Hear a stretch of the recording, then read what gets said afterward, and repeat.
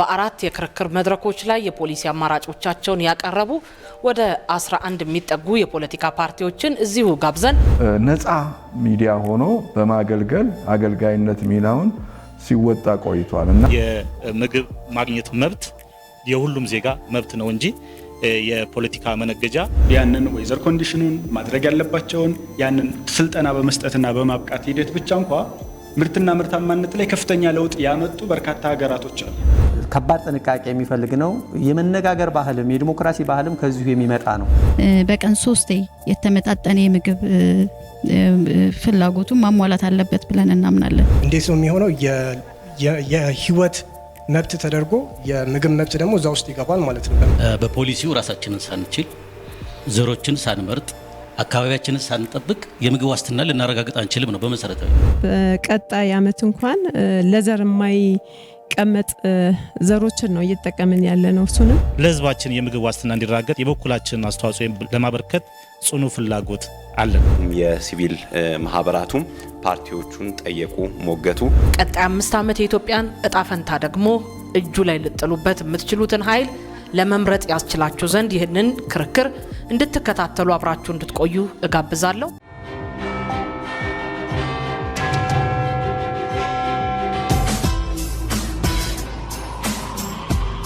ምርጫ በሐሳብ ብልጫ ለኢትዮጵያ። ጥሪ የተደረገላችሁ እንግዶች እንደዚሁም የአሃዱ ሬዲዮና ቴሌቪዥን ዋና ስራ አስኪያጅ እንደዚሁም ደግሞ የጥምረት ተወካይ አቶ መስዑድ ገበየው ሁላችሁም እንኳን በደህና መጣችሁ። 7ኛው ሀገር አቀፍ ምርጫ ሊካሄድ ጥቂት ቀናት በቀሩበት ነው ዛሬ እዚህ በልዩ ርዕስ ይዘን ክርክር የምናደርገው።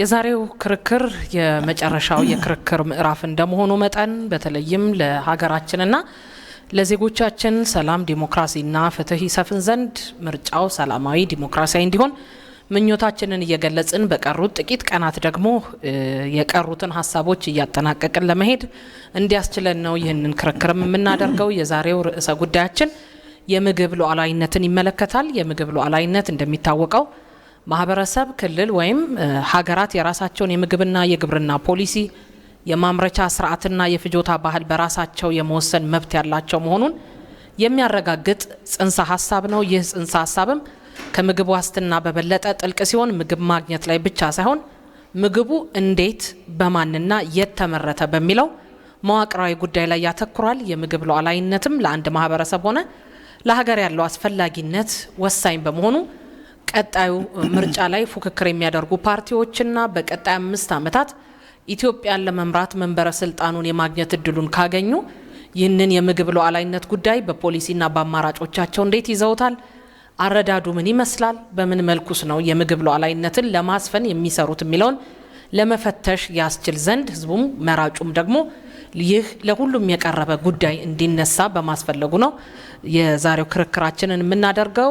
ክርክሩን እየመራን ሊዲያ አበበና ሱራፌል ዘላለም አብረናችሁ ቆይታ እናደርጋለን።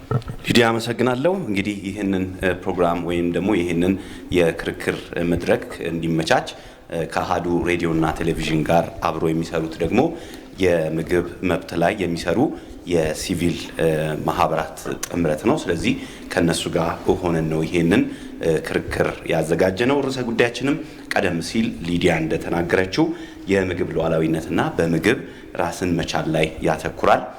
ይህንን በቀጥታ ወደ ንግግሮቹ ከመግባታችን በፊት በኢትዮጵያ ሕዝብ መዝሙር ፕሮግራማችንን እንከፍታለን። ለዚህም ደግሞ ሁላችንም ከመቀመጫችን ተነስተን ብሔራዊ መዝሙር እንዘምራለን።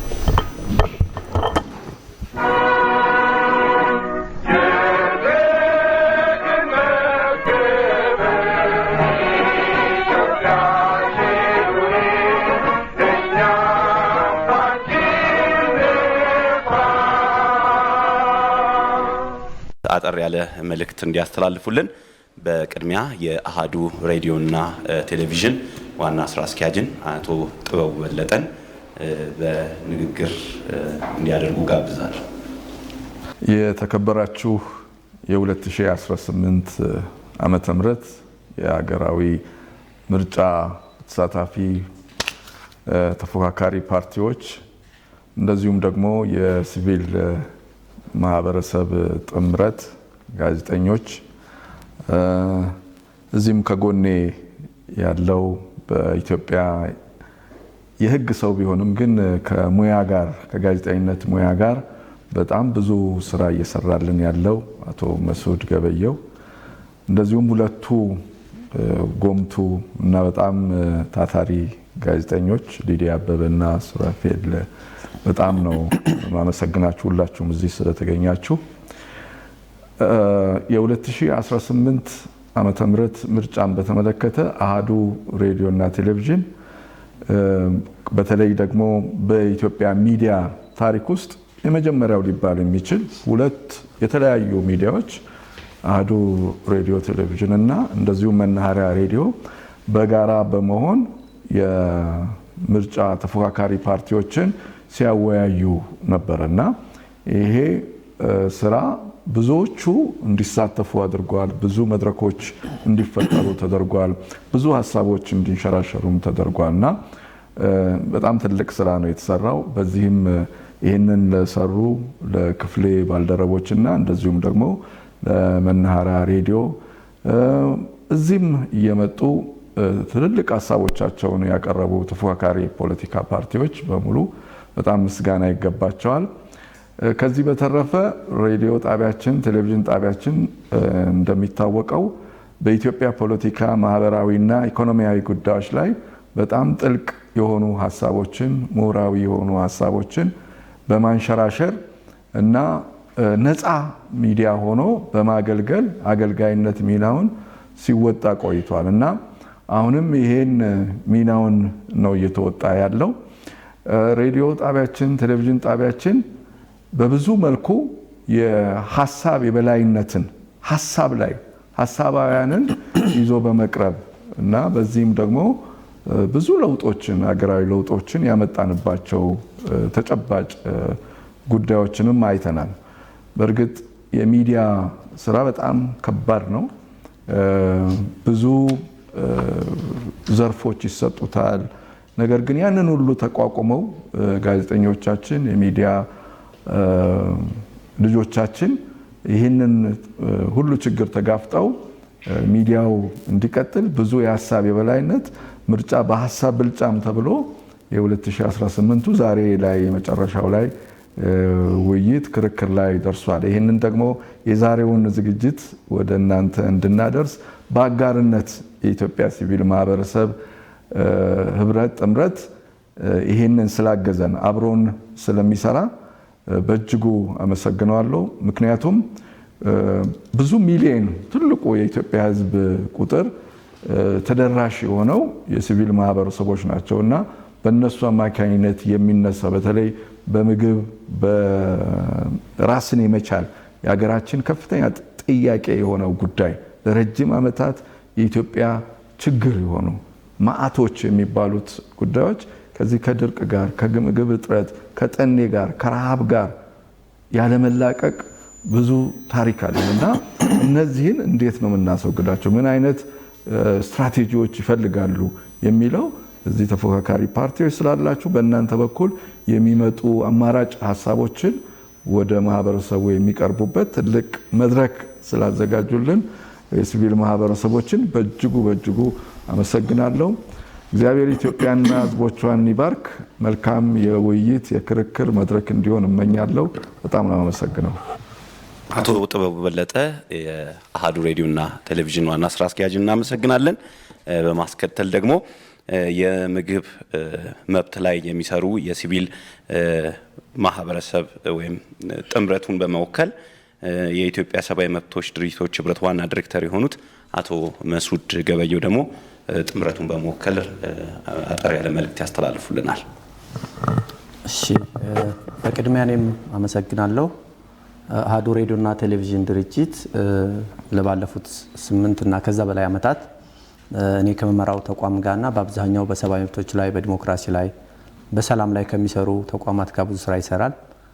በባለፈው 6ኛው ሀገራዊ ምርጫ ሀገራዊ ፓርቲዎችንም ክልላዊ ፓርቲዎችንም እንደዚሁ በዚሁ በአሃዱ ሬዲዮና ቴሌቪዥን ክርክር አዘጋጅተን ነበረ። በጣም ትልቅ ጅምር ነው ያየንበት። ያኔ በፓርቲዎችና የተወሰኑ ባለሙያዎችና የሚዲያ ሰዎች ነበረ ክርክሩን ያደረግነው። በዚህኛው ዙር ደግሞ ኢሹን ለይተን እኛና የፖለቲካ ፓርቲዎች እጅ ከምን የምንባባልበት መድረክ ነውና በአይነቱም አይ ቲንክ የመጀመሪያ ነው፣ በፎርማቱም የመጀመሪያ ነው። አሃዱን እንደዚህ አይነት ፍሌክሲቢሊቲ እንዲህ አይነት አኮሞዴቲቭ የሆነ የኤዲቶሪያል ፖሊሲ ስላለው እሱን በጣም እናመሰግናለን። እንግዲህ ይሄኛውን ፕሮግራም መግቢያ ላይ እንደተነሳው በምግብ ራስን የመቻል ጉዳይ፣ የምግብ ሉዓላዊነት ጉዳይ፣ የምግብ መብት ጉዳይ፣ ምግብ የማግኘት ጉዳይ እነዚህ ነገሮች የብዙዎች ጥያቄዎች ናቸው። በተለይ በኢኮኖሚ ፖሊሲ ፓርቲዎች ክርክር ስታቀርቡ በአብዛኛው የምታነሱት የአርሶ አደሩን፣ የከተማውን ነዋሪ፣ የገጠሩንና በተለያየ አውድ ውስጥ የሚኖረውን ማህበረሰብ ኑሮ ፈተና የሆነበትን በተለያየ ምክንያትም ለተለያዩ ተጋላጭነት የሚያደርገውን አንዱ ይሄ ጉዳይ ነው። ትልቅ የፖሊሲ ጉዳይ ነው። ብዙዎቻችሁ ማኒፌስቶቻችሁን ስናነብ ለዚህ ክርክር ዝግጅት ስናደርግ ዴዲኬትድ የሆነ ኮሚትመንት እንዳላችሁ አይተናል። እሱን ደግሞ በተግባር ለኢትዮጵያውያን ይህን ፕሮግራም ለሚከታተሉ እንድታስረዱም ጭምር ነው። ከዛ ጎን ለጎን በዘርፉ ላይ የሚሰሩ ሲቪል ማህበራት ያቋቋም ነው የምግብ የማግኘትን መብት ሰብአዊ መብት ነው በሚል ይህን አድቮኬት የምናደርግ ሲቪል ሶሳይቲዎች ጥምረት አለን። በሀገር አቀፍ በአህጉር አቀፍም ደረጃ ብዙ ሀገሮች ላይ የሚሰራ ነው። ይሄ አፍሪካ ካላት ሀብት ተነጥላ ከሀብቷ በተቃራኒ በመከራው የምትታወቅበት በድርቅ፣ በረሃብ፣ በሌሎችም በመሰደድ ጭምር ነውና የምንታወቀው።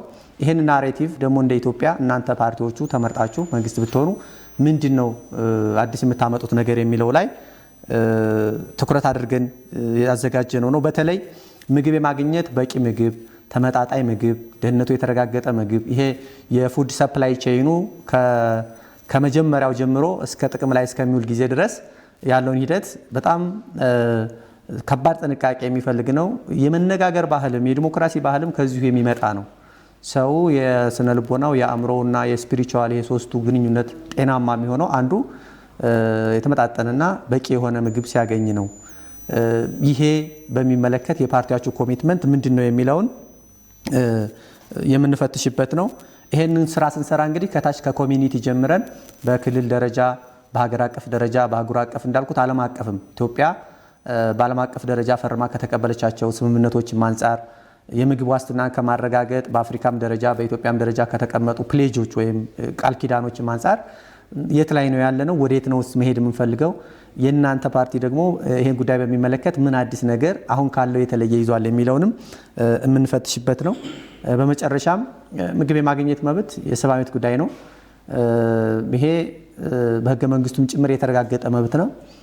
ግን ደግሞ ሪያላይዝ ከማድረግና ይሄንን መብት ተጠቃሚ ከመሆን አንጻር ብዙ ውስንነቶች እንዳሉ የእናንተም ማኒፌስቶቻችሁ ላይ ያቀረባቸዋቸው የመነሻ ጥናቶች፣ ዳሰሳዎች ያሳያሉ። ስለዚህ እሱም በሚመለከት አጠቃላይ ክርክርም ላይሆን ይችላል፣ ግን ደግሞ ለእኛ ሲሪየስ ቢዝነስ ትልቁ ጉዳያችን ነው። በዚህ ጉዳይ ላይ ስንሰራ የኢትዮጵያውያን ደህንነት፣ የኢትዮጵያውያን ክብር ከሚረጋገጥባቸው አንዱ ይሄ ጉዳይ ነው። እዚህ ጉዳይ ላይ ኮሚትመንቱን በአግባቡ ያልገለጸን ፓርቲ የኢትዮጵያ ሕዝብ እድል ይሰጠዋል የሚል እምነት የለንም። ያም ቢሆን ያው ፈረሱም ይሄው ሜዳውም ይሄው ነው የሚባለው። ቀናት ናቸው የቀሩት ምርጫው። በዚህ ጊዜ ውስጥ የመጨረሻም በእኛ በኩል የመጨረሻ መሰናዶችን ነው ይሄ ከመሆኑ አንጻር የመጨረሻ የተነገረ ሰውም ጋር መቆየት እድላለሁ ደግሞ በጣም ኢምፖርታንት ጉዳይ ነውና ይሄንን ፕሮግራም አክብራችሁ የመጣችሁ የሲቪል ማህበራት በጣም በዚህ ዘርፍ ላይ ያው ብዙ ሴንሲቲቪቲ ያለው ጉዳይ ቢሆንም ደግሞ ከዚህ በላይ አጀንዳ ያለንም ብላችሁ የምትሰሩ የምታግዙን ፓርትነሮቻችን ይሄንን በአሃዱ ሬዲዮና ቴሌቪዥን እንደዚሁም በጥምረቱ ስም ማመስገን ፈልጋለሁ። ይሄን ፕሮግራም ደግሞ ጥሪው ሲደረግላችሁ አክብራችሁ ከምንም በላይ ይሄ ጉዳይ ነው ብላችሁ የተገኛችሁ የፖለቲካ ፓርቲዎች ይሄ አንዱ ለኢትዮጵያ ሕዝብ ያላችሁን ክብር ማሳያ ስለሆነ በጥምረታችን በኩል በግሌም በጣም አመሰግናለሁ። ሀሳብ እንዲያሸንፍ በጠረጴዛ ዙሪያ እየተነጋገርን ፖለቲካችን እንዲያድግ እንዲህ አይነት ሲቪክ ዲስኮርሶች መጠናከር አለባቸው። ከሲቪል ሶሳይቲዎችም ጋር ያላችሁንም ኮሚትመንት እንድታጠናክሩ በተለይ ደግሞ ኢሹ ቤዝድ ወደሆነ የፖለቲካ ስርዓት እንድንገባ በጣም ምኞታችን ነው። ይሄ በግሌም በጣም አስፓየር ማድረገው ነውና የዛ መገለጫ የሆነ ነው ይሄ ፕሮግራም ብዬ አስባለሁ። ስለዚህ ጥምረቱን በመወከል ይሄን ያክል ካልኩኝ በቀጣይ ደግሞ ዙሮች ያው ከናንተ ጋር ጥያቄዎች ያዘጋጀናቸው አሉ። በእነሱ ላይ ክርክራችንን የምንቀጥል ይሆናል። በእኔ በኩል አመሰግናለሁ። እሺ፣ እናመሰግናለን አቶ መስዑድ ገበየው። ይህንን ፕሮግራም በአጋርነት የሚሰሩ ጥምረት ወይም ደግሞ ስብስብ በመወከል ሀሳባቸውን ወይም መግቢያ ንግግር አድርገዋል። ከዚህ በመቀጠል ደግሞ ክርክሩን የሚያደርጉ የፖለቲካ ፓርቲዎችና በዚህ የክርክር መድረክ ላይ ጥያቄ የሚያቀርቡ የሲቪል ማህበረሰብ ድርጅቶች ተወካዮችን እንጠራለን። አብራችሁን ስለምትሆኑ ከልብ እናመሰግናለን። ይህንን የክርክር መድረክ ደግሞ በሁሉም የአሃዱ ሬዲዮ የማህበራዊ ገጽና እንደዚሁ ሬዲዮ ላይ ታገኙታላችሁ። ምርጫ በሀሳብ ብልጫ ብለናል። ሀሳቡ የበለጠውን ቀጣይ 5 ዓመት የኢትዮጵያን እጣ ፈንታ ደግሞ እጁ ላይ ልጥሉበት የምትችሉትን ኃይል ለመምረጥ ያስችላችሁ ዘንድ ይህንን ክርክር እንድትከታተሉ አብራችሁ እንድትቆዩ እጋብዛለሁ። ፓርቲዎችና ጥያቄ የሚያቀርቡ የሲቪል ማህበረሰብ ድርጅት ተወካዮችን እንጠራለን። ሱራፌል፣ የመጀመሪያ ዙር ላይ የምትሳተፉ የፓርቲ አመራሮች ቦታችሁን ትይዛላችሁ።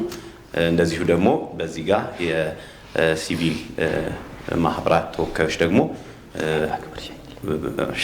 ወደ ቦታችሁ ትመጣላችሁ። ንግግር ያደረጉልንን እናመሰግናለን።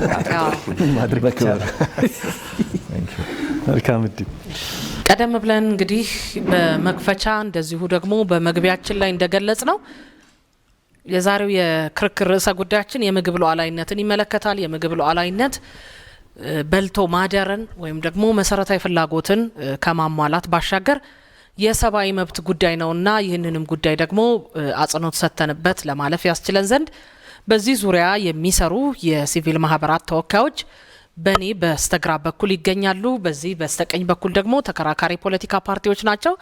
የክርክሩን አጠቃላይ አካሄድና መርህ ከዚህ እንደሚከተለው ደግሞ እናቀርባለን። ክርክሩ በእኛ በክርክሩ መሪዎች በእኔና በሱራፌል የሚነሱ ጥያቄዎች አሉ። ከነዛ ጥያቄዎች ተከትሎ ደግሞ የፓርቲዎቹን ምላሽ አድምጠን ተመልሰን በዚህ በእኔ በግራ በኩል ያሉት የሲቪል ማህበረሰብ ተወካዮች እያንዳንዳቸው በተመደበላቸው ደቂቃ ጥያቄ ያቀርባሉ። አንድ ጠያቂ ለሶስቱም ፓርቲ ያቀርባል። ሁለተኛው ጠያቂም ሶስተኛውም እንደዚሁ የምላሾቹ ደቂቃና የሚመልሱበትን ደግሞ መንገድ በተመለከተ የተያዘውን የሰዓት ምጣኔ ሱራፌል ያቀርብላችኋል። ሁልጊዜ ግን በክርክር መድረካችን ላይ እንደምንለው የክርክሩ ርዕሰ ጉዳይ የምግብ ሉዓላዊነትን ይመለከታል። ከዚህ ርዕሰ ጉዳይ መውጣት የግል ማንነትን፣ ሰብአዊ ክብርን፣ ስምን ማንሳት ወይም እዚህ የሌለ ተወካይን እየጠሩ ምላሽ መስጠት በማያስችል መልኩ ክርክሩን ማስኬድ አይቻልም። የክርክሩን ስነ ምግባር መጠበቅና ከክርክሩ ርዕሰ ጉዳይ ላለመውጣት ጥንቃቄ ማድረግ ይገባል። ይህ ሆኖ ከተገኘ ግን ወይም ሀሳቡ ገዢ ካልሆነና ከርዕሳችን ካፈነገጠ እንቆርጣለን። መቆረጡንም ደግሞ እዚሁ በቀጥታ እዚሁ ቀረጻ ላይ እንዳለን እናሳውቃለን። የክርክሩን የሰዓት ወይም የደቂቃ ምጣኔና አካሄዱን ሱራፌል ይገልጻል። መልካም፣ አመሰግናለሁ ሊዲያ። የመጀመሪያው የመግቢያ ጥያቄ በእኛ በአወያዮች ወይም አከራካሪዎች ይቀርባል። ይህም 2 ደቂቃ ተይዟል። ለምላሹ ደግሞ ለፓርቲዎቹ ለእያንዳንዳቸው 4 ደቂቃ ይያዛል። እንደዚሁ ደግሞ የሲቪል ማህበራት ጥያቄዎች እንደዚሁ 6 ደቂቃ ለእያንዳንዳቸው 2 ደቂቃ ተይዟል። ለምላሹ ለፓርቲዎቹ 4 ደቂቃ ይኖራቸዋል። እንዲሁ ደግሞ እዚሁ ከተገኛችሁ ከተሳታፊዎች ደግሞ 1 ወይም 2 ጥያቄዎች የምናስተናግድ ይሆናል። ለዚህም 4 ደቂቃ ምጣኔ ተይዟል። የመጨረሻው የሚሆነው የማጠቃለያ ነው። ለዚህም ደግሞ ለእያንዳንዱ ፓርቲ 4 ደቂቃዎች ተመድበዋል። በዚህ ነው እንግዲህ ክርክራችን ወይም ውይይታችን የምናደርገው። በቅድሚያ ግን ፓርቲዎቹ እጣ የማውጣት ስነ ስርዓት ይካሄድና በእጣ ማውጣት ስነ ስርዓቱ መሰረት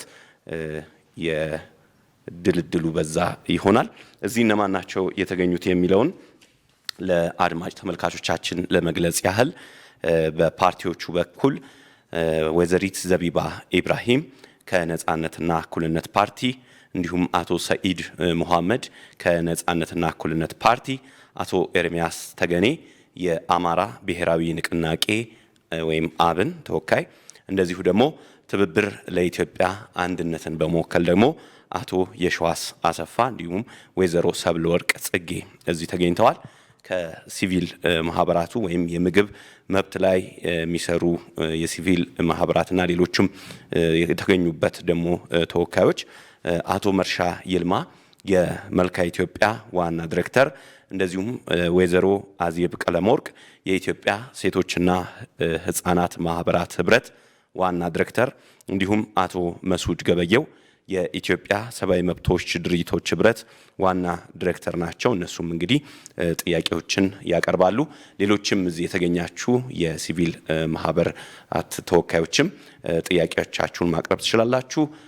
መልካም የውይይት የክርክር ጊዜ እንዲሆን እንመኛለን። በቀጥታ ወደ እጣ ማውጣቱን እንገባለን። እጣ ወጣጡ እየተከናወነ በዚህ የክርክር መርሃ ግብር ላይ ከዚህ ቀደም ሲደረግ እንደነበረው ፓርቲዎች የራሳቸውን ሀሳብ እያቀረቡ ባለበት መሀል ጣልቃ ገብቶ ከፓርቲው እርስ በእርስ ክርክር ማድረግ፣ ከፓርቲው ማብራሪያ መጠየቅ ወይም ማቋረጥ አይቻልም። ሙሉ ለሙሉ ፓርቲው የራሱን አቋምና የራሱን ሀሳብ በሚያቀርብበት ሰዓት ላይ ጠያቂው አካል ግን ገብቶ ተከታታይ ጥያቄ ማጥራት አካሄድ ላይ ወይም ደግሞ ማብራሪያ ላይ ግልጽ ያልሆነ ነገር ካለ የግልጽነት ጥያቄ መጠየቅ ይችላል። ፓርቲዎች ግን እርስ በርስ ማቋረጥና የእርስ በርስ ክርክር ማድረግ አይፈቀድም። ይሄ አንደኛው መመሪያ ነው። ከዚህ ቀደም ከተደረገው ለየት ባለ መልኩ ነው የምናከናወነው። መልካም እንግዲህ ፓርቲዎቹ እጣውን አውጥተዋል። እንግዲህ አብን 3 ነጻነት 1 2 ትብብር። ስለዚህ ወደ ነጻነት ነው የምንሄደው። የመጀመሪያው ጥያቄ የሚሆነው ሊዲያ። እሺ፣ የዛሬው የክርክር ርዕሰ ጉዳያችን የምግብ ሉዓላዊነትን በተመለከተ እንደመሆኑ መጠን የመጀመሪያው ጥያቄ ለነጻነትና እኩልነት ፓርቲ ነው። ፓርቲው የምግብ መብትን እንዴት ይተረጉማል ከሚለው ይጀምሩልንና ለሁሉም ዜጎች እንዲሳካ ደግሞ በምን መልኩ ነው ይህንንስ መብት የምታረጋግጡት? እሺ፣ አመሰግናለሁ። ነጻነትና እኩልነት ፓርቲ የግብርናን ወይም ደግሞ የምግብ ዋስትናን ለማስጠበቅ የግብርና ዘርፍን ምርታማነት ለማሳደግና የምግብ ዋስትናን ለማረጋገጥ የሚከተሉትን ትኩረት አቅጣጫዎች ላይ ይሰራል ብለን እናምናለን። አንደኛው ምርጥ ዘርና ማዳበሪያ፣ የዲጂታል ኤክስቴንሽን አገልግሎቶችንና የግብርና ማሽነሪዎችን ሜካናይዜሽን እና የአፈር የጤንነት ፕሮግራሞችን በመጠቀም እስከ 2023 ድረስ አማካይ የሰብል ምርታማነትንና በ30% ለማሳደግ ይሰራል። አነስተኛና መካከለኛ እና ከፍተኛ የመስኖ ፕሮጀክቶችን፣ የውሃ ማቆር ስራዎችን በስፋት በመስኖና በሚለማ መሬት ሽፋንን በ40% አሳድጎ ለመስራት ጥረት ያደርጋል። የኛ የፖሊሲ አማራጮቻችን ማለት ነው።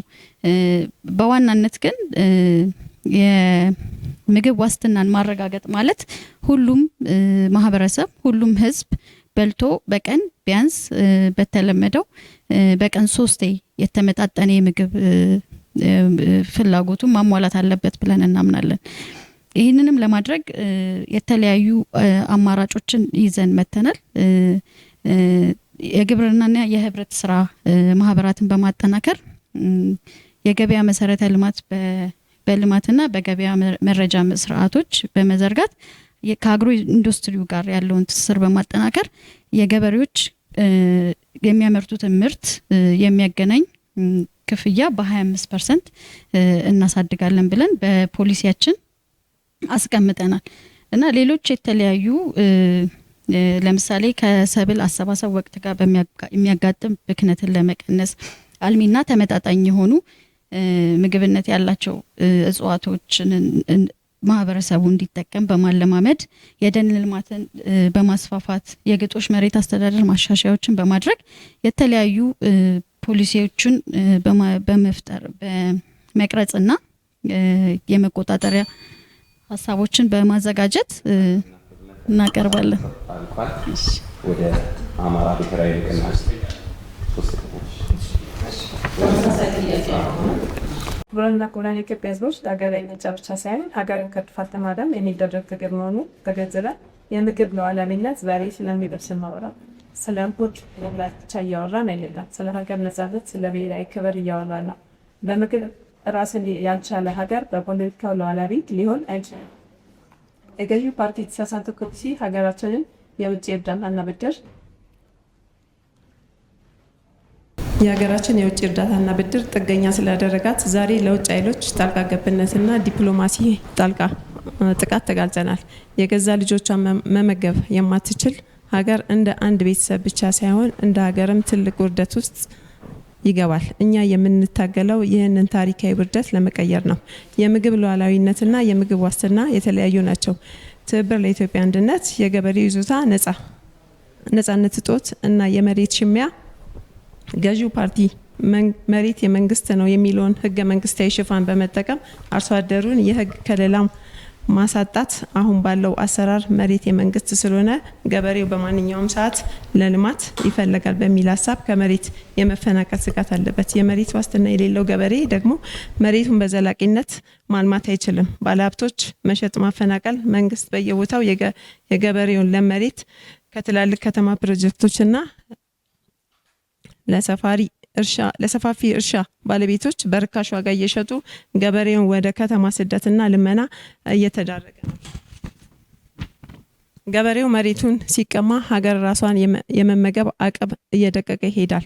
ገበሬው በራሱ መሬት ላይ ነጻነት ሳይኖረው የምግብ ሉዓላዊነት ማረጋገጥ በፍጹም አይቻልም።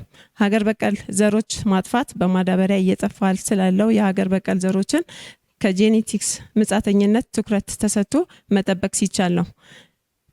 የግብአት ፖለቲካና ሀገር በቀል ዘሮችን ማጥፋት በማዳበሪያ እያጠፋ ስላለው ችግርና የሀገር በቀል ዘሮችን ጄኔቲክ መጻተኛ ስለመጠቀም ዛሬ ገበሬው በወቅቱ ማዳበሪያና ዘር አያገኝም።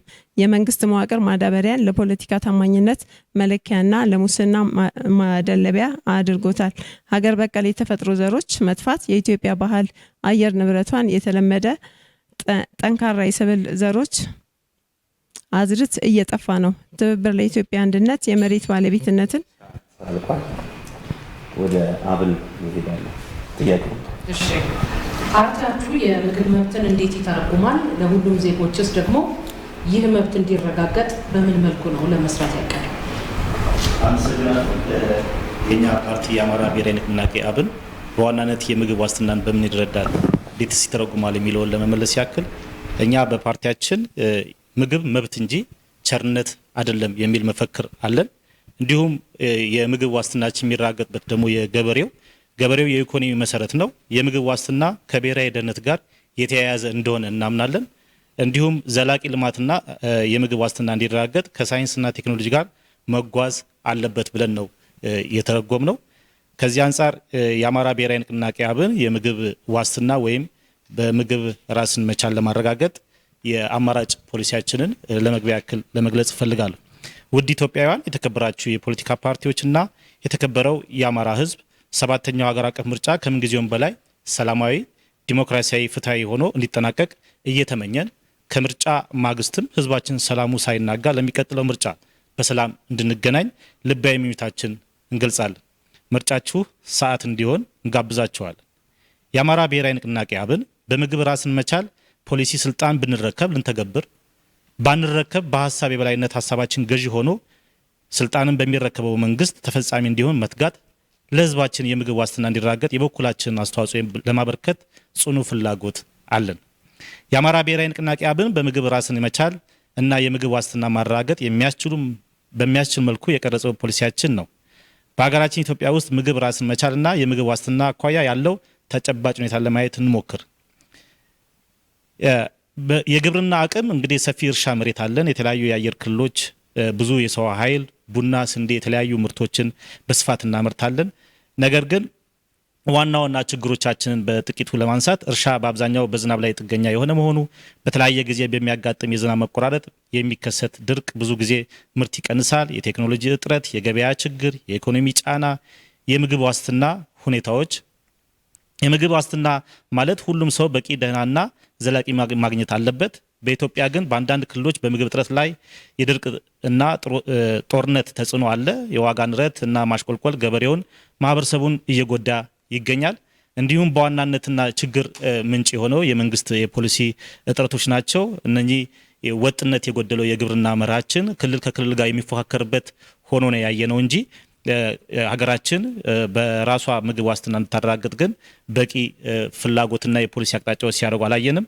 ከዚህ አንጻር ሀገራችን ኢትዮጵያ በተፈጥሮ አቅም ሀብታም ናት። ነገር ግን ከፖሊሲና ከቁርጠኝነት ማጣት እንዲሁም ከወጥና ከተደራጀ አደረጃጀት ጋር ተያይዞ የምግብ ዋስትና ሊረጋገጥ አልቻለም።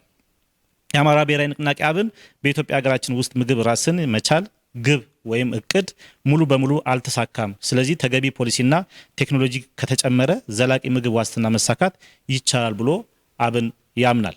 ይህ ፖሊሲ ሀገሪቱ ምግብ ፍላጎቷን በራሷ ለማሟላት ከውጭ ጥገኝነት ለመቀነስና የገበሬውን ሕይወት ለማሻሻል እንዲሁም የአርብቶ አደሩን ሕይወት ለማሻሻል የተዘጋጀ ነው። የምርጫ ምልክታችን ሰዓት ነው። ሰዓትን ምረጡ። የሀገር ውስጥ ምግብ ምርትን ማሳደግ፣ የግብርና ምርታማነትን ማሻሻል፣ የምግብ ዋጋ ማረጋገጥ፣ የወጣቶችና ሴቶችን ተሳትፎ ማበረታታት፣ የውጭ ምግብ ጥገኝነትን መቀነስ ይህ የአማራ ብሔራዊ ንቅናቄ ፖሊሲ ነው። ዋና ዋና የፖሊሲ አቅጣጫዎቻችን ግብርናን ዘመናዊነት፣ ዘመናዊ መሳሪያ ለገበሬዎች ማቅረብ፣ ምርጥ ዘርና ማዳበሪያን ማሰራጨት እንዲሁም ከአርቲፊሻል ማዳበሪያ ወደ ሀገር በቀል ወደ ኦርጋኒክ ምግብ የምናመርትበትን ስርዓት መዘርጋት፣ የስልጠና ፕሮግራሞችን ማስፋፋት፣ የውሃና መስኖ ልማት፣ የገበያ ስርዓት ማሻሻል፣ የገበሬ ገበያ ማዕከላትን መገንባት፣ የምርት ማከማቻ ትራንስፖርቶችን ማመቻቸት፣ የምግብ ኢንዱስትሪ ማበረታቻ፣ የሀገር ውስጥ ፋብሪካዎችን መደገፍ፣ የእርሻ ምርቶችን ወደ ተጨማሪ እሴት መቀየር አብን በምርጫው ቢያሸንፍ የቅድሚያ የሚሰጣቸው ጉዳዮች ናቸው። እናመሰግናለን አብን። ሁለተኛ ዙር ጥያቄውን ደግሞ እኔ አቀርባለሁ ለፓርቲዎቹ። የአየር ንብረት ለውጥ የምግብ ስርዓቶች ላይ ያለውን አሉታዊ ተጽዕኖ ለመቋቋም ምን ያቀዳችሁት የፖሊሲ አማራጭ አለ ነው። አሁን ደግሞ ስንሄድ ከትብብር እንጀምር። ከነጻነት መጀመሪያ ነጻነትና እኩልነት ስለነበር አሁን ደግሞ ከትብብር ከዛ አብን ከዛ ወደ ነጻነት እናልፋለን። እያንዳንዳችሁ አራት ደቂቃ አላችሁ ይህንን ምላሽ ለመስጠት። ጥያቄውን ደግሞ አለው። የአየር ንብረት ለውጥ በምግብ ስርዓቶች ላይ ያለውን አሉታዊ ተጽዕኖ ለመቋቋም ምን ያቀዳችሁት የፖሊሲ አማራጭ አለ? እሺ፣ አመሰግናለሁ። የአየር ንብረት ለውጥ በምግብ ሉዓላዊነት ትልቅ ለውጥ አለው። ምክንያቱም አሁን አገራችን የምታካሄደው የምግብ አቅርቦት በጄኔቲክ ወይም የተዳቀለ የዘር ስለሆነ ይሄ ለአየር ንብረቱ ትልቅ ለውጥ አለው። ምክንያቱም ኦርጋኒክ የሆኑ ምርቶች የራሳችንን አሳልፈን ሰጥተን በቀጣይ ዓመት እንኳን ለዘር የማይቀመጥ ዘሮችን ነው እየተጠቀምን ያለ ነው። እሱንም ከውጪ በማስመጣት ማለት ነው።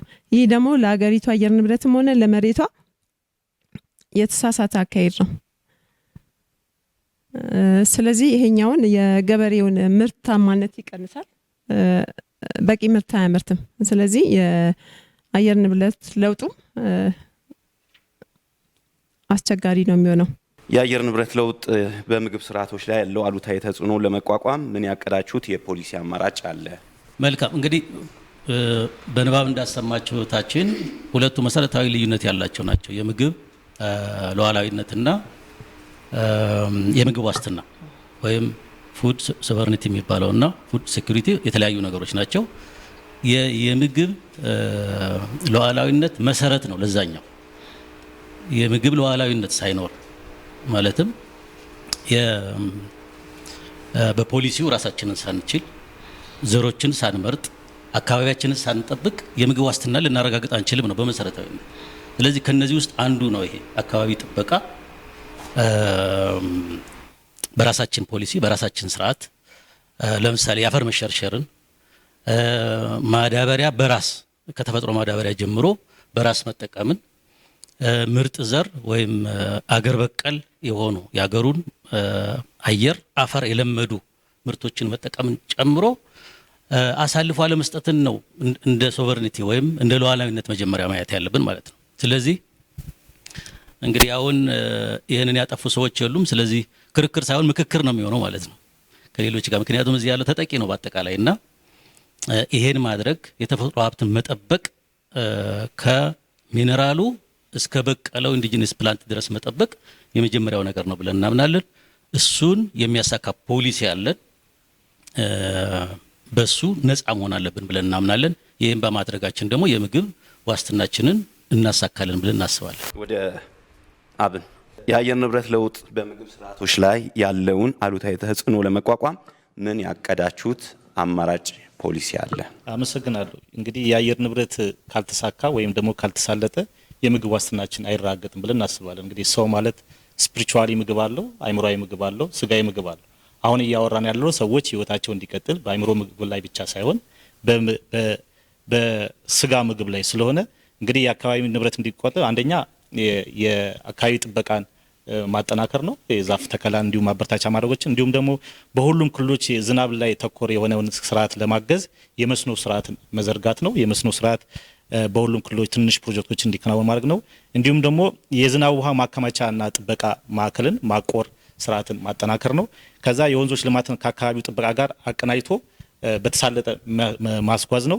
እንዲሁም በሳይንሳዊ መንገድ ማስፋፋት ነው። እንግዲህ እንዳየነው ምንም እንኳን ሀገራችን በዝናብ ማታማ ቢሆንም አንዳንድ የዝናብ መዘብራርቆች ሲኖሩ በቴክኖሎጂ የታገዘ ዝናብ ማዝነብ እንዲሁም ደግሞ የዘነበውን ዝናብ አቁሮ ማቆየት በከፍተኛ ሁኔታ ግን የአካባቢ ጥበቃን የግብርና ስርዓቱ ከሚታጨድ እህል ብቻ ሳይሆን ቋሚ ተክል ላይ ያተኮረ የቋሚ ተክሎች እንደ ማንጎ እንደ አቮካዶ ያሉ ዘላቂ የሆነ ምግብ ሊሰጡ የሚችሉትን ተክላት ላይ ማተኮር ነው። ይህንን በማድረግ የአካባቢ ጥበቃዎችን እናሳልጣለን ብለን አስባለሁ። ዘመናዊ ያው ሳይንሳዊውንም ተፈጥሯዊውንም ብላችኋልና በምን አይነት መልኩ ነው ልታስተሳስሩት የምትችሉት? ውጤታማ የሚያደርገውስ የትኛው ነው ብላችሁ ታምናላችሁ? በዋናነት ተፈጥሯዊ ውጤታማ ያደርጋል። ነገር ግን ተፈጥሯዊ እንዳይዛባና ዘላቂ የሆነ ዝናብ እንዲመጣልን የአካባቢ ጥበቃ ላይ ፎከስ አድርገን እንሰራለን።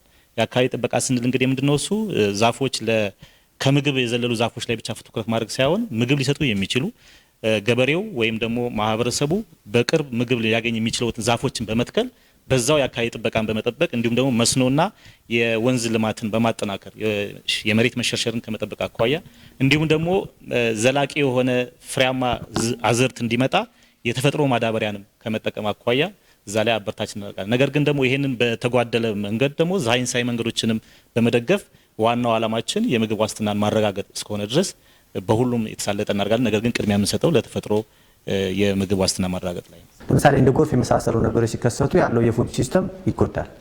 ስለዚህ ለእንደነዚህ አይነቶች ውስጥ ምንድን ነው ያሰባችሁት? ጥሩ። ለጎርፍ ቅድም ለመናገር የሞከርኩት የወንዝ ልማት ማለት የጎርፍ ስርዓትን ወይም ደግሞ ጎርፍ የሚያመጣውን አደጋ ለመከላከል ነው። ምክንያቱም ወንዞች ለምሳሌ ሸጦች በአግባቡ ካለሙ በወንዝነት ካልጠበቅናቸው ደራሽ ውሃ በዛ በኩል መጥቶ ልማቶቻችንን እንዲሁም ደግሞ በወንዝ ዳር ላይ ያሉ ገበሬዎችንም ሆነ አዝርትን ሰብልን ሊያጠቃ ስለሚችል የወንዝ ልማት ላይ አትኩረን እንሰራለን። የወንዝ ልማት መስራት በነገራችን ላይ አንደኛ ውሃው ወደ ሰብል እንዳይሄድ በተሳለጠ መንገድ እንዲጓዝ ይረዳል። እንዲሁም ደግሞ ያንን ወንዝ ልማት ካጠናከርን የመሬት መሸርሸርን የጎርፍ አደጋዎችም እኮ የሚመጡት ብዛት በተጋለጠ መሬት ላይ ነውና ወደ ከርሰ ምድር ውሃዎች እንዲገቡ የዛፍ ተከላዎችን ዛፎቹ ደግሞ ከኖርማል ተፈጥሮ ዛፎች ወይም የምግብ ዛፎች ላይ ብናተኩር የተሻለ ነው። እንደ ማንጎ፣ አቮካዶ ያሉትን ሌሎች ተክሎች ላይ ብናተኩር እንደ ቴምር በበረሃማ አካባቢ ላይ ብንተክል የመሬት መራቆትንና ጎርፍን የመከላከል ግብዓት ይሆናል ብለን እናምናለን።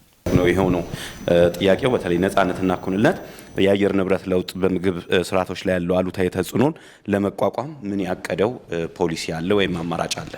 እሺ፣ አመሰግናለሁ። ነፃነትና እኩልነት ፓርቲ ለአየር ንብረት ለውጥ ሲከሰት የምግብ ዋስትናን ለማረጋገጥ ፖሊሲዎችን አስቀምጧል። የፖሊሲ አማራጮችን አስቀምጧል። ይህንንም አንደኛ የተሻሻለና የተጠናከረ የተፈጥሮ ሀብት አጠቃቀም መረጃ መገንባት ያስፈልጋል ብሎ ያምናል። ያው መረጃ አስፈላጊ እንደመሆኑ መጠን ይህንንም በመስኖ በመሬት አጠቃቀምና የአፈርና ውሃ ጥበቃ የመረጃ ቋት ብሔራዊ የደን ልማት ቁጥጥርና ልኬት ከደን መመናመን ጋር የተያያዙ የአየር መበከልን ለመቀነስ የሚረዱ የተሻሻሉ የሪፖርት አቀራረብ ስርዓትን እንዘረጋለን።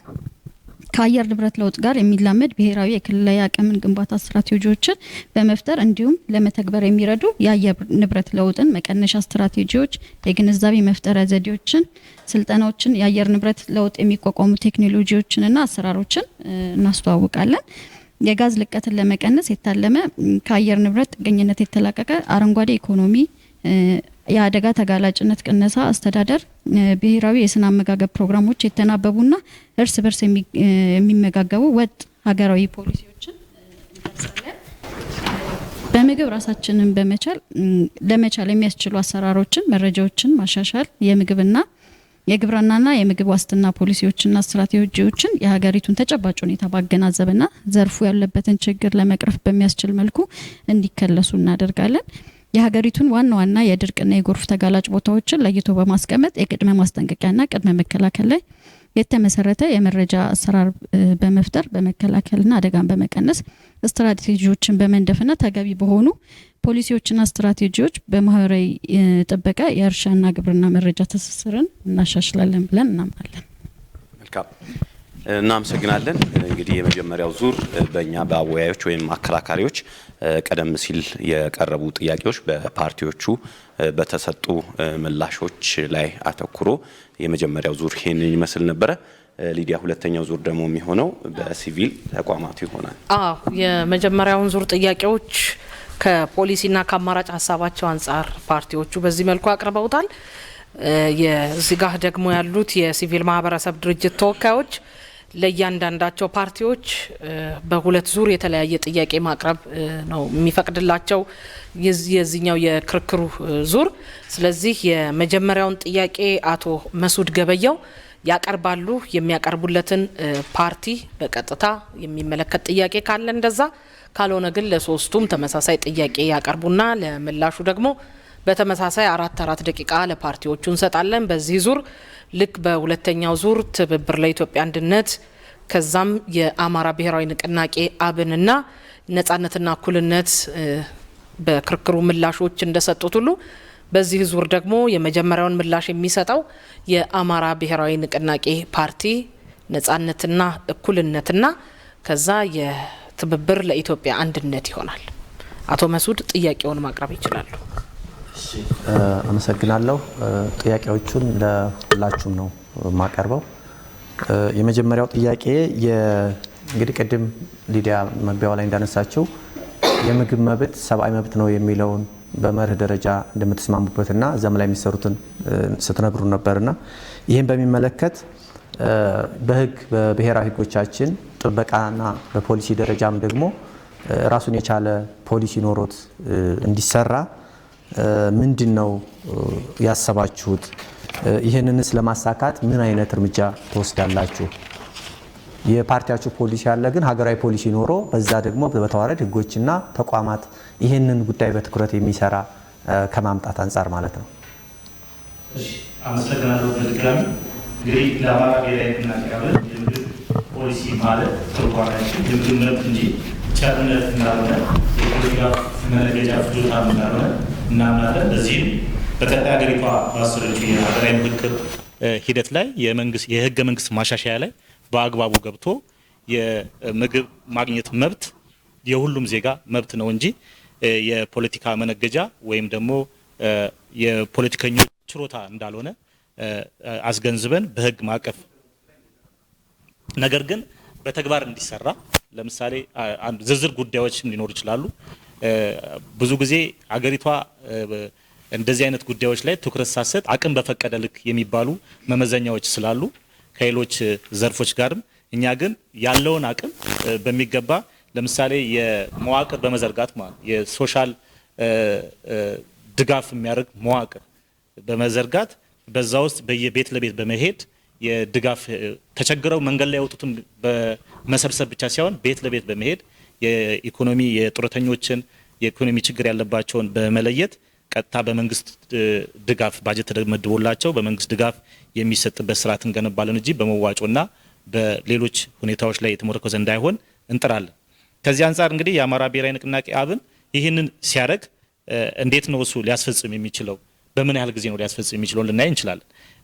እንግዲህ ስልጣኑን ለመረከብ እድሉን ካገኘን በአጭር ጊዜ ከ1 እስከ 3 ዓመት የማዳበሪያና ዘር እጥረት መፍታት፣ በየክልሉ የምግብ ክምችት ማዕከል መገንባት፣ መካከለኛ ጊዜ ከ3 እስከ 5 ዓመት ደግሞ የመስኖ ልማትን በማስፋፋት እንዲሁም ደግሞ በረጅም ጊዜ ደግሞ ከ5 እስከ 10 ዓመት ሀገራዊ የምግብ ራስን መቻል ማረጋገጥ፣ የግብርና ምርትን ወደ ውጭ መላክ የመሳሰሉትን እንሰራለን። ነገር ግን በዚህ ሂደት ላይ ያንን ፖሊሲ አምጥታችሁ እነዚህን ስራዎች የምትሰሩት እንዴት አድርጋችሁ ነው? እንደገና ደግሞ እርስዎም ሲያነሱ የአቅም በፈቀደ ነው የሚለው ህገ መንግስቱ ላይ።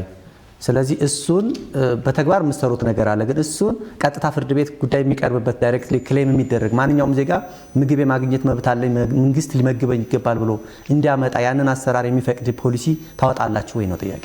እነኚህ ፖሊሲዎች እንግዲህ ከሀገር አቅም ጋር የሚሄዱ ናቸው። አንዳንድ ጊዜ ኢሉዥን የሆነ የፖሊሲ ወይም ደግሞ ለምርጫ ክርክር ብቻ ሲባል የሚወጣ ሳይሆን ከሀገር ኢኮኖሚ ጋር አጠቃላይ ከሀገራችን እድገት ጋር የሚሄድ ስለሆነ አስገዳጅ አንድ ግለሰብ ሄዶ ፍርድ ቤት ምግብ ማግኘት መብት አለኝ ብሎ እስኪያችል ድረስ አጠቃላይ ነባራዊ ሁኔታውና የሀገር ኢኮኖሚ የሚወስነው ስለሆነ ነገር ግን እኛ በሀገሪቷን አቅም በእኩል በማከፋፈል ለዚህ ዘርፍ ወይም ደግሞ ለአደጋ ጊዜ ቀጠናን የአደጋ ጊዜ የተቋቋሙ ተቋማትን በማጠናከር የምገባ ለምሳሌ በአሁን ላይ የተሰሩ ያሉ የምገባ ማዕከላት እነኚህ ምገባ ማዕከላት ቀጥታ ከመንግስት ባጀት የሚመደብላቸው በመስራት እዛ ቦታው እንደገና ደግሞ ያ ደግሞ ሁሌ ተረጅነት መንፈስ እንዲያዳብር ሳይሆን የራሱን ችሎ ሜድ ጊዜያዊ ችግር መፍቻ እንጂ ዘላቂ ያልሆነ ነው ምገባ ስርዓቱ። ሰዎች ወይም ዜጎች ብዙ አሁን ከርሳችን ላለመውጣት እንጂ ወደዚህ ጉዳይ ውስጥ ወደዚህ ችግር ውስጥ የሚገቡት ብዙ ገፊ ምክንያቶች አሉ ከጀርባ ያሉ እነዛ የህገ መንግስቱ ሁኔታ የመልካም አስተዳደር ሁኔታ አጠቃላይ የአግላይነት የጎደለው ፖሊሲ እስከሰራን ድረስ ችግርተኛ ወይም ደግሞ ተረጂ ወይም ደግሞ ረሃብ ወይም ደግሞ ራሱን መመገብ የማይችል አካል እየቀነሰ ነው የሚሄደው። በዋናነት አሁን ችግር መፍቻ ነው ያመጣ ነው፣ በዘላቂነት አይደለም እንደዚህ የሚሆነው። ምክንያቱም እዚህ ችግር ውስጥ የገባ ነው ብዙ ከጀርባው ገፊ ምክንያቶች ስላሉ ማለት ነው። ከዚህ አንጻር ያለን የፖሊሲ አማራጮች ያገለውን የአገሪቷን አቅም በኩል ለማካፈል እንጥራለን። ነገር ግን በዋናነት መሰራት ያለበት ዜጎች የምግብ ዋስትናቸው ለራሳቸው እንዲያረጋግጡ ቅድም ለመናገር እንደመከርኩት ምግብ ስንል የስጋ ብቻ አለ፣ የአእምሮ ምግብ አለ፣ የመንፈሳዊ ምግብ አለ። እነኚህ ተሰላስለው ነው መልካም ሰው የሚያመርቱልን ራሱን የቻለ ዜጋ የሚሰሩልንና በሁሉም በኩል የመመገብ ስርዓታችንን እንሰራለን። ሁለተኛው መላሽ ነጻነትና እኩልነት ፓርቲ ነው።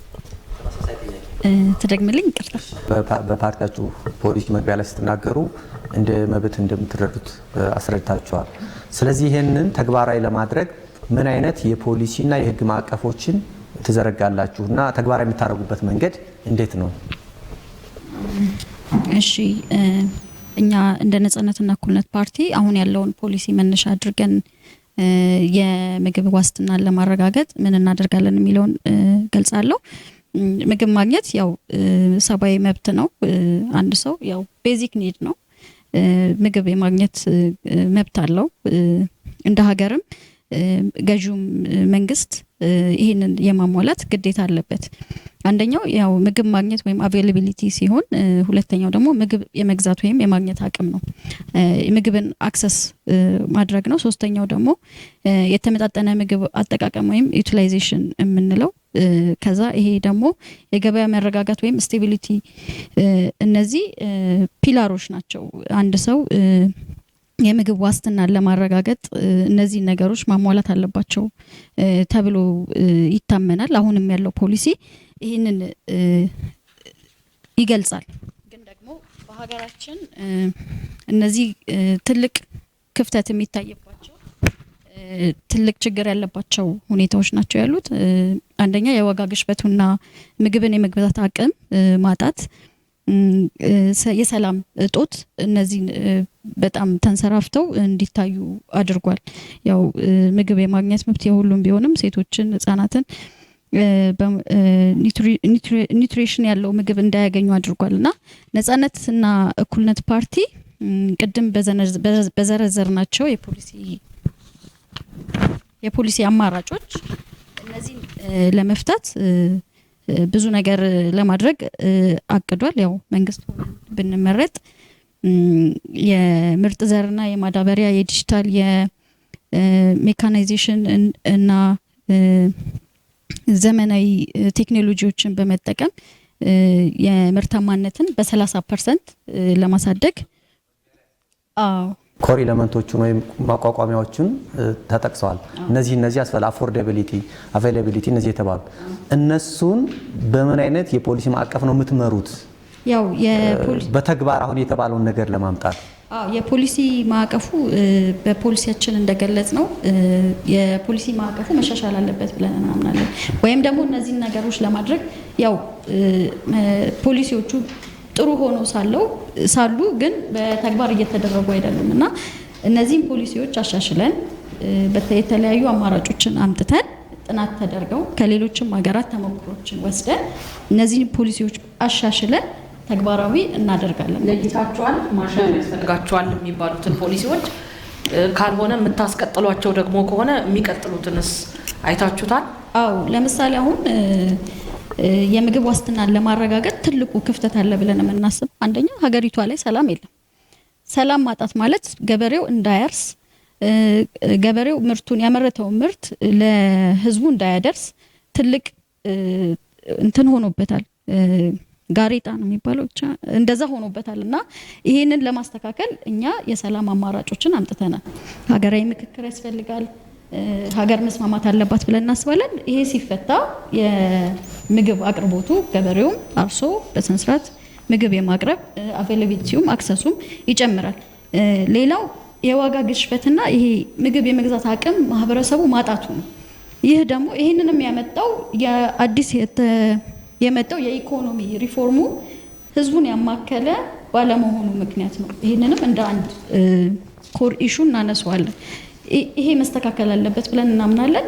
ሰዎች ምግብን የማግኘት መብት አላቸው። ስለዚህ ፖሊሲው ተሻሽሎ ሰዎች ምግብ የማግኘት ፍላጎታቸው ሊሟላላቸው ይገባል።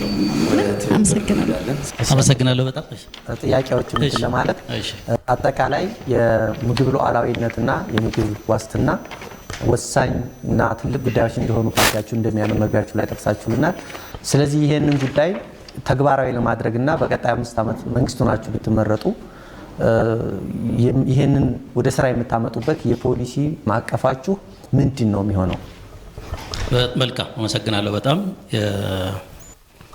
መጀመሪያ ላይ ድሉ ስለሌለ አሁን በደንብ ማመስገን እፈልጋለሁ። የግብረሰናይ ድርጅቶች ምግብ፣ ልብስ፣ መጠለያ ፖለቲካ አይደለም የሚሉ ሰዎች ነበሩ።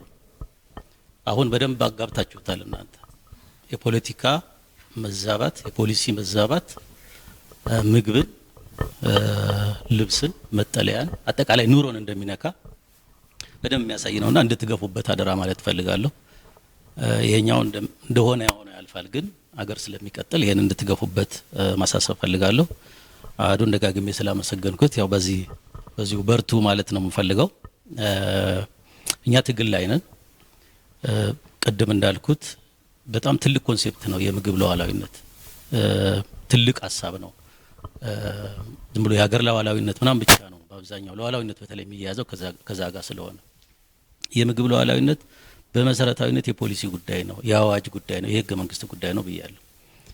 በእኛ እምነት የመሬት ፖሊሲ ሳይፈታ የመሬት አዋጅ ሳይፈታ ወይም ህገ መንግስት ውስጥ የተሰረቀረው የመሬት ጉዳይ ሳይፈታ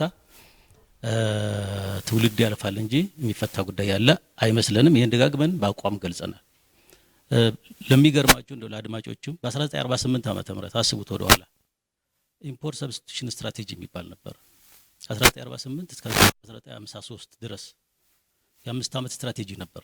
ላታምኑት ይችላል። በንጉሱ ጊዜ ማለት ነው። ምን ማለት ነው?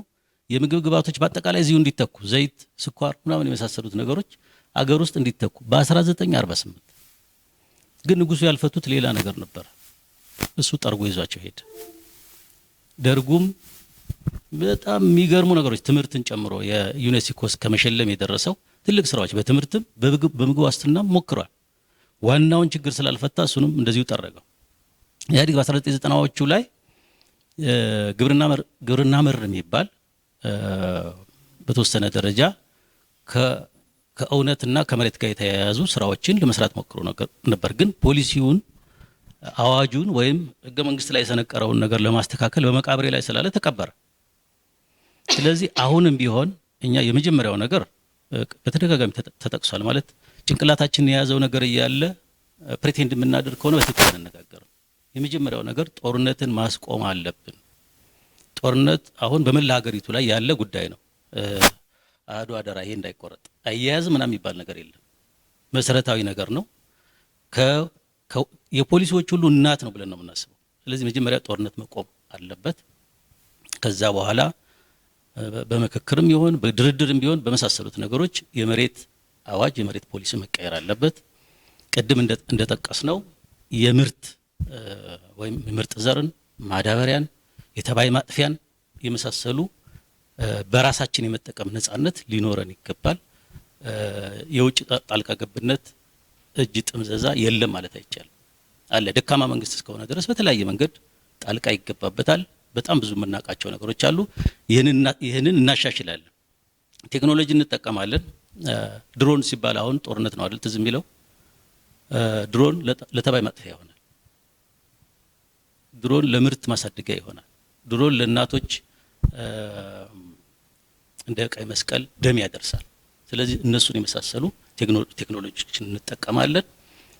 በመሰረታዊነት ግን ሀገራችን ላይ ያንዣበበውን የሰላም እጦት ለምሳሌ አርሶ አደሩ አሁን በምንድን ነው ተጠምዶ ያለው? አንዱ ለምሳሌ የምግብ ሉዓላዊነት አንዱ መገለጫ የአርሶ አደሩ የሚዘራውን የሚያመርተውን የሚሸጠውን በነጻነት እንዲወስን ማድረግ አይደለም? ታረሙት ይችላል። እሱን ማድረግ እየቻለ አይደለም። ሞልቶ ነው ደቂቃው።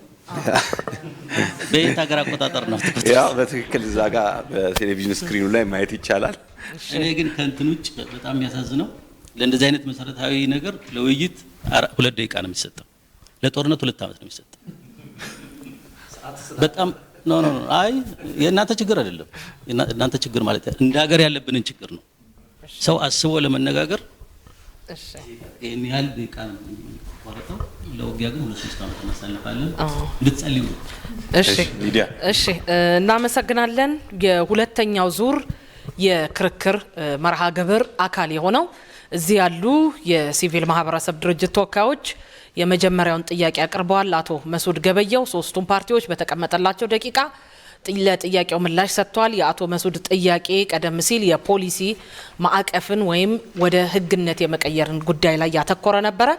ሁለተኛው ጥያቄ በተመሳሳይ መልኩ ለአቶ መስዑድ ነው የሚሰጠው። አሁንም እሺ እንደገና እሺ ይቅርታ፣ ወደ ወይዘሮ አዜብ አልፋለሁ። ወይዘሮ አዜብም ለሶስቱም ፓርቲዎች ተመሳሳይ ጥያቄ ያቀርባሉ።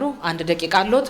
ፓርቲዎቹም 4 ደቂቃችሁን በመጠቀም ለጥያቄዎቹ ምላሽ ትሰጣላችሁ። በዚህ ደግሞ አሁን በዚህኛው ደግሞ ትብብር ይቀድማል።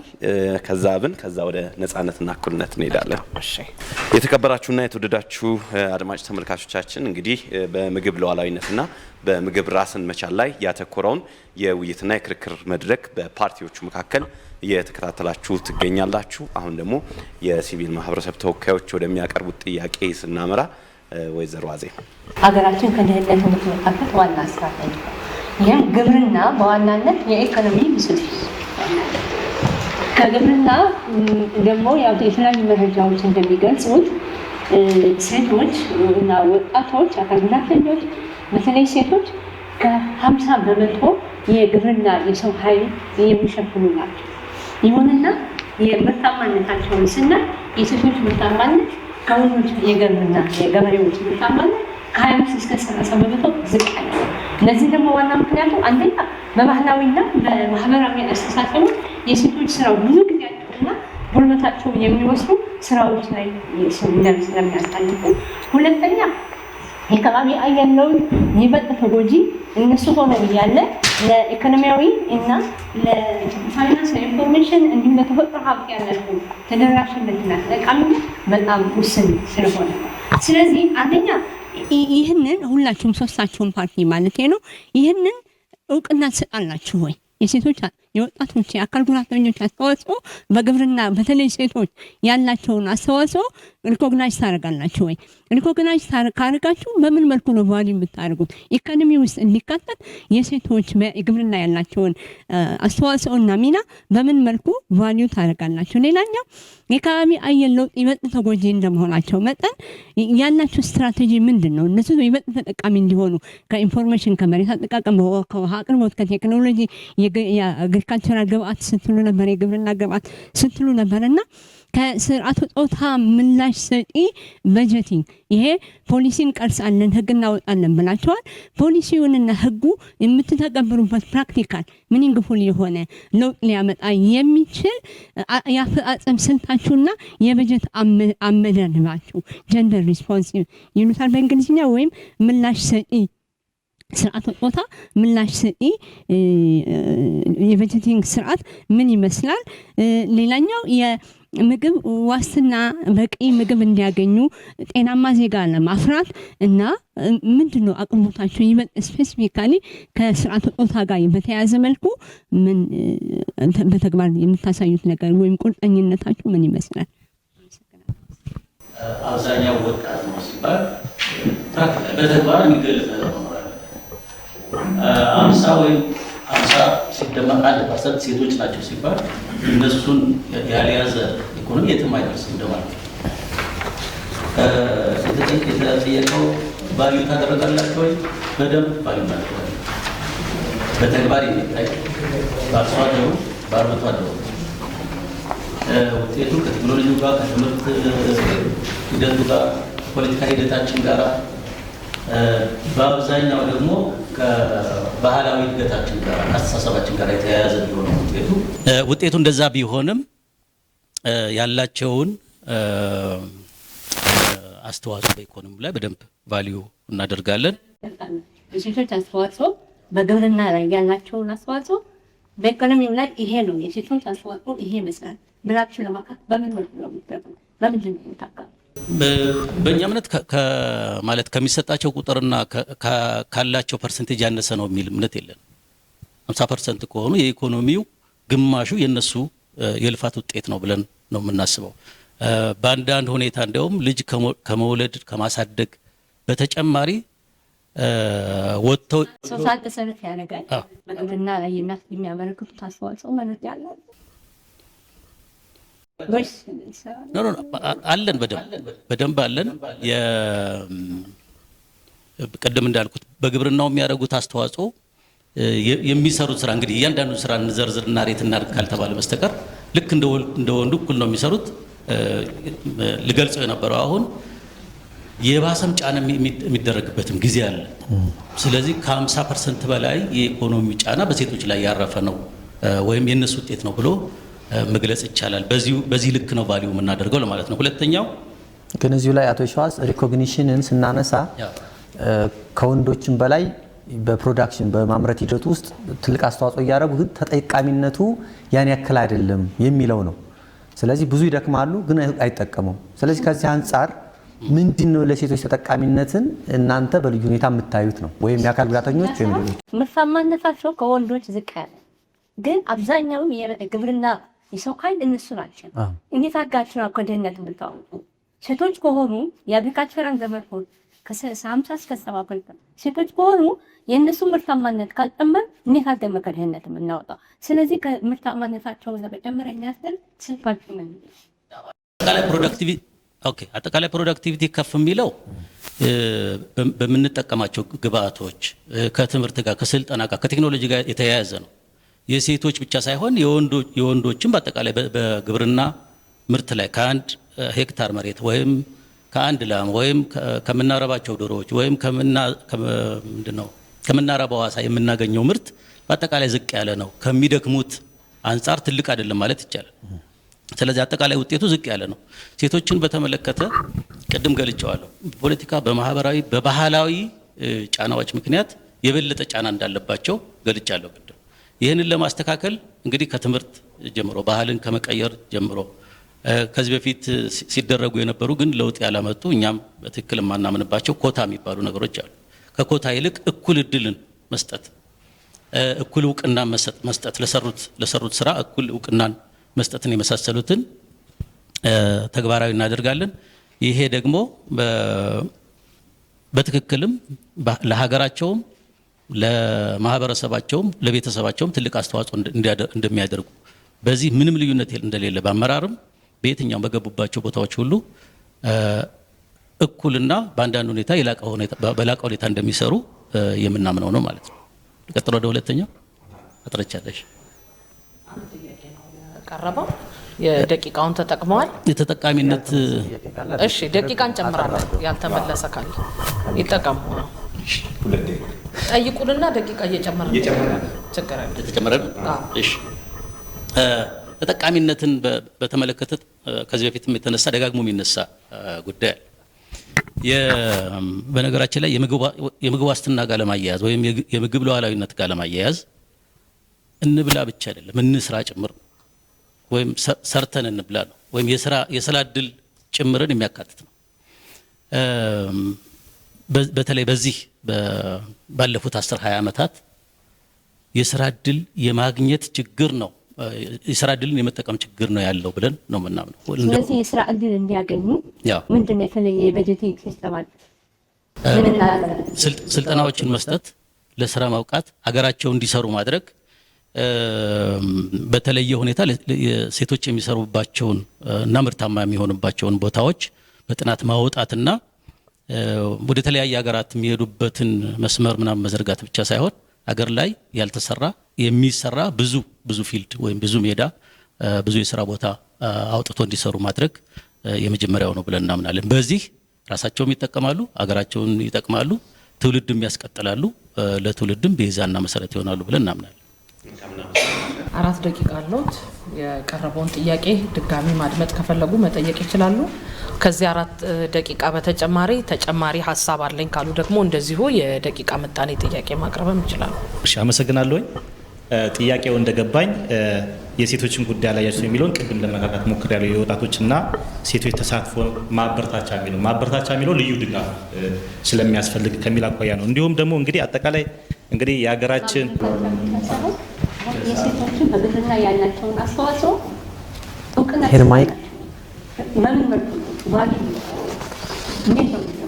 መልካም አመሰግናለሁ። ሁላችንም የገበሬ ቤተሰቦች እንደመሆናችን የእናታችንን ስራ ማንዘነጋው ነውና ተያይዘን የኖርን እንደ ሀገርም እንደ ቤተሰብም እንደ ግለሰብም ከዚህ አንጻር ከእውቅናም በላይ ነው። እንደውም የሀገራችን አቅም ምን ያህል ይፈቅዳል የሚለው እንጂ በቀጣይነት የቤት ውስጥ ስራ ሳይቀር እንደ አንድ ሰርቲፊኬት መያዝ አለበት ብለን እኛ እናምናለን።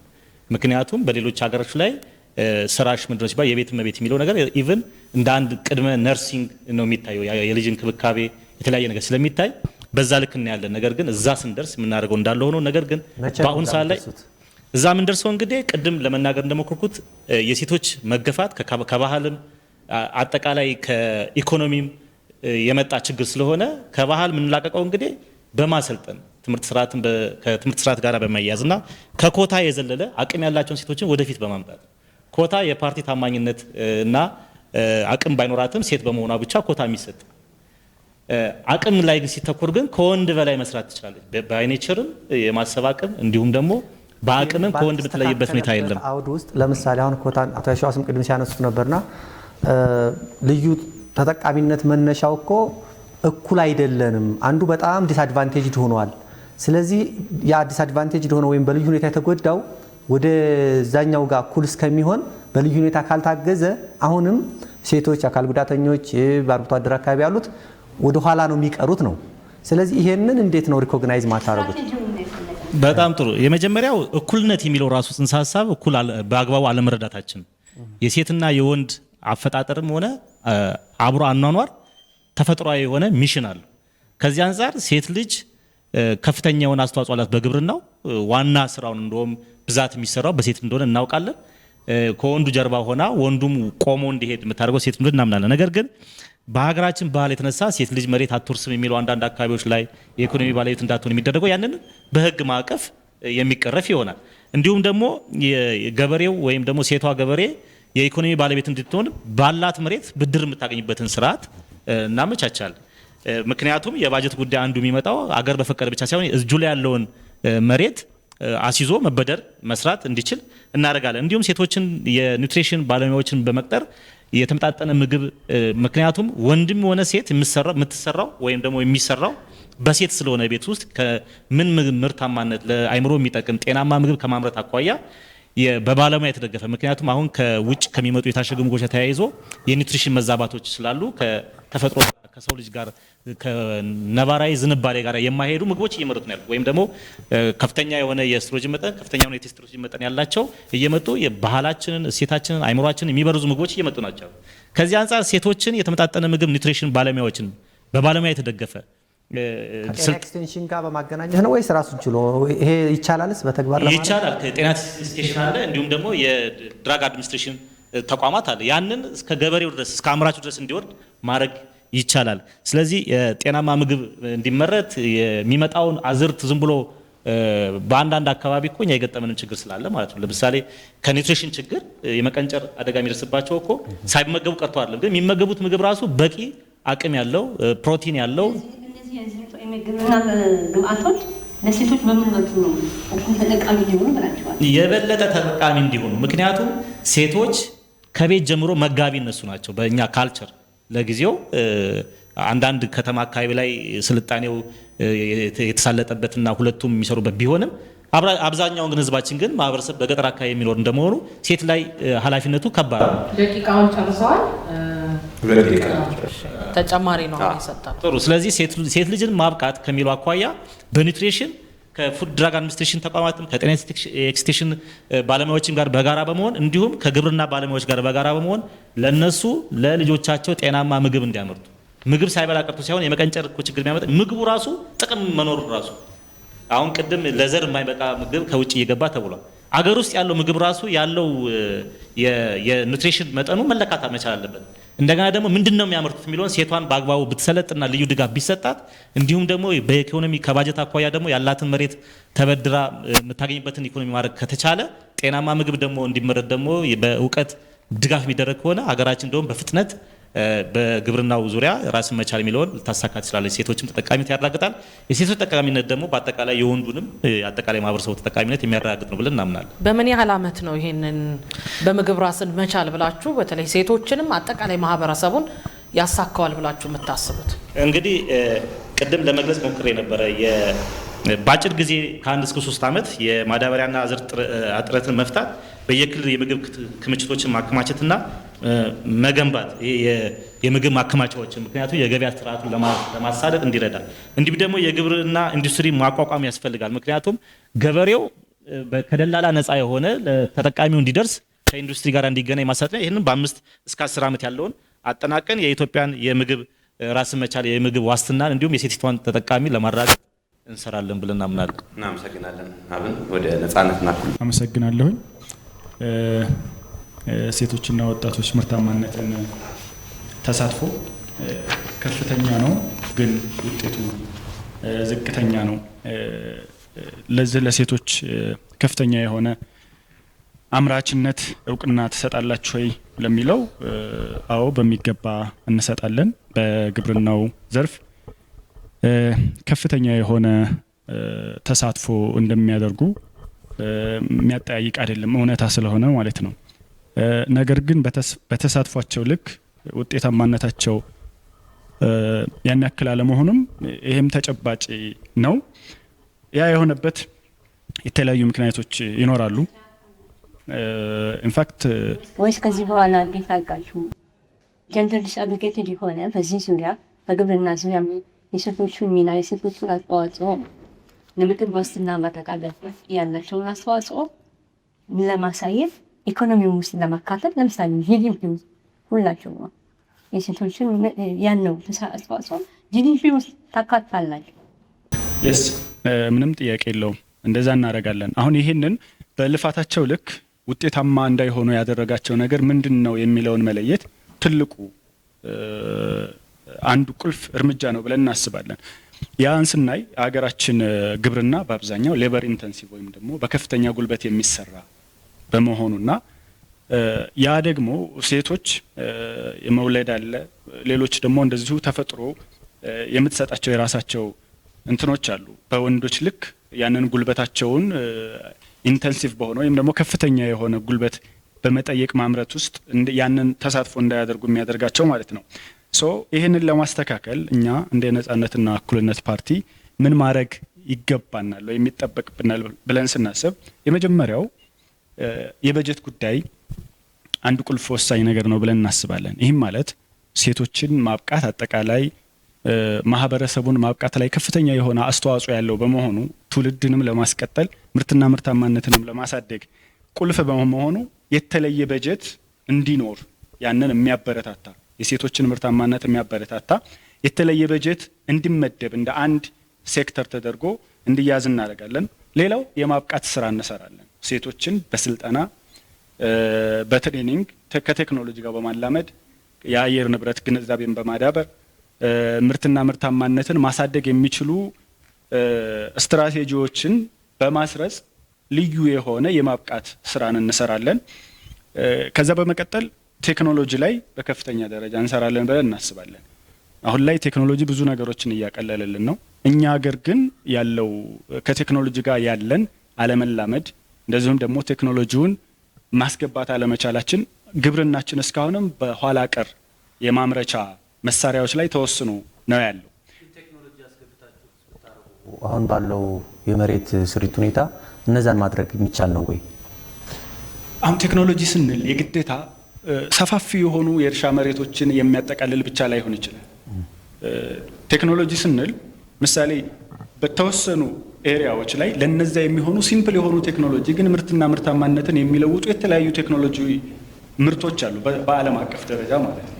ኢቭን በስልክ እንኳ ስልክን ብቻ በመጠቀም ያንን ወይዘር ኮንዲሽኑን ማድረግ ያለባቸውን ያንን ስልጠና በመስጠትና በማብቃት ሂደት ብቻ እንኳ ምርትና ምርታማነት ላይ ከፍተኛ ለውጥ ያመጡ በርካታ ሀገራቶች አሉ። እነሱን ተሞክሮ መውሰድ እንችላለን። ሌላኛው እኛ የምናደርገው ነገር የፋይናንስ አቅርቦት ነው። የሀገራችን የፋይናንስ አቅርቦት በብዛት ወደ ንግዱ የሚሰማራ ነው። ባንኮች፣ የማይክሮ ፋይናንስ ተቋማት እንደዚሁም መንግስትም አልቋል፣ ግን 2 ደቂቃ ጨምረናል። እሱን አስቤ ነው። እሺ፣ እነዚህን የመሳሰሉ የፋይናንስ አቅርቦቶች በዋናነት የሴቶችን ምርትና ምርታማነት ወይም ደግሞ አጠቃላይ የሀገሪቱን ፕሮዳክቲቪቲ ማሳደግ ላይ እየዋሉ አይደለም ብለን እናምናለን። በሀገራችንም ላይ ግብርናን መሰረት አድርጎ የተቋቋመ ባንክ የለም፣ ወይም ደግሞ ኢንፍራስትራክቸር መሰረት አድርጎ የተቋቋመ ባንክ የለም፣ ኮንስትራክሽን መሰረት አድርጎ የተቋቋመ ባንክ የለም። ሁሉም ባንኮች አሁን ላይ በሚባል ደረጃ ንግድ ባንኮች ናቸው ወይም ኮመርሻል ባንኮች ናቸው። ይህ በመሆኑ ደግሞ የሀገራችን አጠቃላይ የኢትዮጵያ ልማት ባንክ ይሄን አይደለም የሚሰራው። ከአጠቃላይ ካለው የገበያ ድርሻ አንጻር በጣም አነስተኛ ነው። የሚለቀቀው በጀት ወይም ደግሞ የሚለቀቀው ብድር ለምርታማነት የሚሰጠው በጣም አነስተኛ ነው። አብዛኛው ወደ ንግድ ላይ ነው የሚሄደው፣ አጠቃላይ ባንኮቹ ማለት ነው። ሶ ይህንን ወደ ግብርናው ክፍለ ኢኮኖሚ፣ ወደ ማኑፋክቸሪንጉ ክፍለ ኢኮኖሚ ስናውለው የማህበረሰቡ አጠቃላይ ምርታማነት፣ የሀገሪቱ ምርታማነት፣ የሴቶችም ምርታማነት ያድጋል ብለን እናስባለን። በዚህ መልኩ ሴቶቻችንን የበለጠ ምርታማ እንዲሆኑ ማድረግ እንችላለን። ሌላው የትምህርት መስተጓጎል ይከሰታል። በአጠቃላይ በሀገራችን ሴቶች ላይ በተለይም ደግሞ በገጠሩ ማህበረሰብ ሴቶች በትዳር በስደት በተለያየ ምክንያት ትምህርታቸውን አቋርጠው የሚሄዱበትና በብዛት በአረብ ሀገርና በሌሎችም ሀገራት በቤት ሰራተኝነት እያገለገሉ ያሉበት ሁኔታ በጣም አሳሳቢ ሁኔታ ነው። በህገ ወጥ ስደት ጭምር ህይወታቸውን እያጡ ስለሆነ ማለት ነው። ሶ ያንን ሴቶችን የማስተማር የማብቃት፣ የማደራጀት፣ ፋይናንስ የማድረግ ስራዎች ችግሩን በተገቢ ሁኔታ ይቀርፋሉ ብለን እንደ ነጻነትና እኩልነት ፓርቲ ስለምናምን እዚህ ላይ አበክረን የምንሰራ መሆኑን ለማሳወቅ እወዳለሁ። አመሰግናለሁ። እሺ፣ እናመሰግናለን።